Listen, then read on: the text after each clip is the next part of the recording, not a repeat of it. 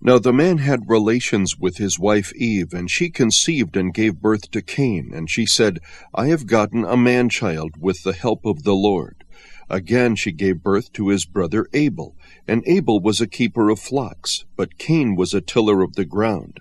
So it came about in the course of time that Cain brought an offering to the Lord of the fruit of the ground. Abel on his part also brought of the firstlings of his flock, and of their fat portions. And the Lord had regard for Abel and for his offering. But for Cain and for his offering he had no regard. So Cain became very angry, and his countenance fell. Then the Lord said to Cain, Why are you angry, and why has your countenance fallen? If you do well, will not your countenance be lifted up?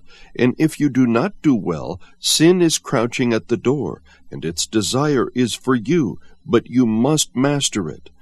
Cain told Abel his brother, and it came about when they were in the field that Cain rose up against Abel his brother and killed him.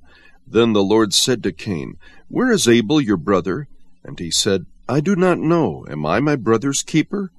He said, What have you done? The voice of your brother's blood is crying to me from the ground. Now you are cursed from the ground, which has opened its mouth to receive your brother's blood from your hand.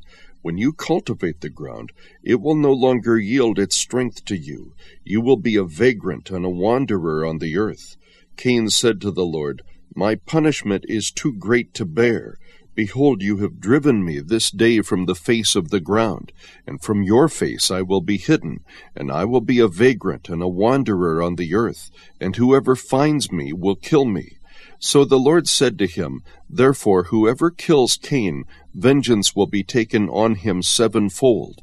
And the Lord appointed a sign for Cain, so that no one finding him would slay him. Then Cain went out from the presence of the Lord and settled in the land of Nod, east of Eden. Cain had relations with his wife, and she conceived and gave birth to Enoch. And he built a city and called the name of the city Enoch, after the name of his son. Adam had relations with his wife again, and she gave birth to a son and named him Seth. For she said, God has appointed me another offspring in place of Abel, for Cain killed him. To Seth, to him also a son was born, and he called his name Enosh. Then men began to call upon the name of the Lord.